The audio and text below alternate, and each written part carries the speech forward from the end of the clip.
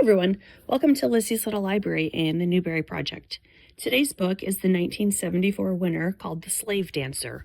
It was written by Paula Fox, who also has a Newbery honor for One-Eyed Cat. The back cover of this book, the written description, makes it sound exactly like 12 Years a Slave.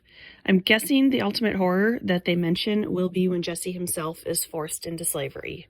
That book, by the way, was excellent. It was horrific and heartbreaking, and it should be required reading in every single antebellum history class. Moving on to this book, the preface of it I could have done without. The first page is a manifest of the ship and the crew, and it noted that the boat shipwrecked with only 2 survivors, and geez, book, spoiler warning. Okay, the actual story.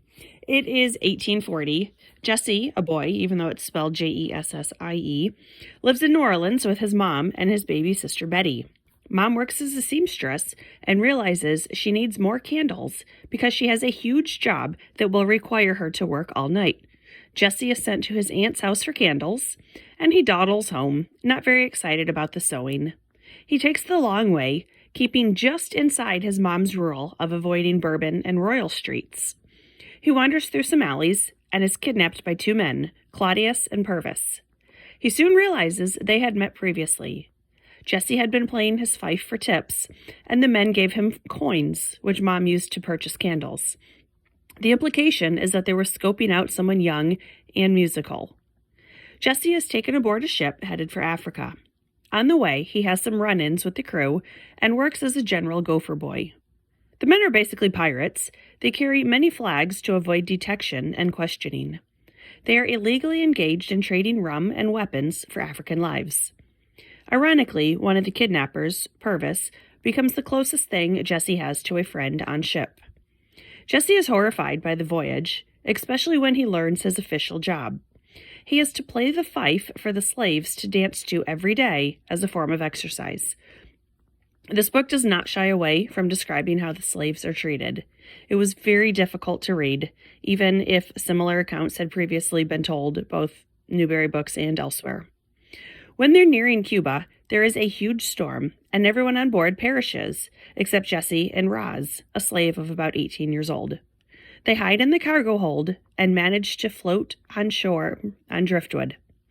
They're discovered in Mississippi, and both have happy endings of sorts, although in this kind of story, no one truly lives happily ever after. The end. This book was intense. The first Newbery that mentioned or tackled slavery was A Misfortune Free Man, which I found gave an incredibly sanitized version of slavery, and it had large helpings of white savior complex. The next book in which slavery was a major factor was I, Wande Pareja. That one also tried to argue that slavery wasn't really that bad. This book did not try to sanitize or lessen the impact. It showed slavery for all of its evilness.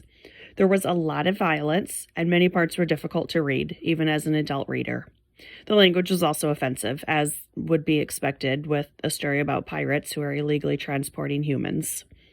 The reading level I didn't calculate, but I would guess somewhere in the upper 5, lower 6 range.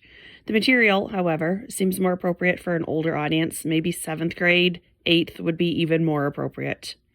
One thing I did particularly like about this book was the last page, where Jesse gives an update on the rest of his life and how those few months on the ship affected him until he died. I do recommend this book, but it has to be for the right audience. This was 1974's The Slave Dancer by Paula Fox. Thanks for watching. Bye.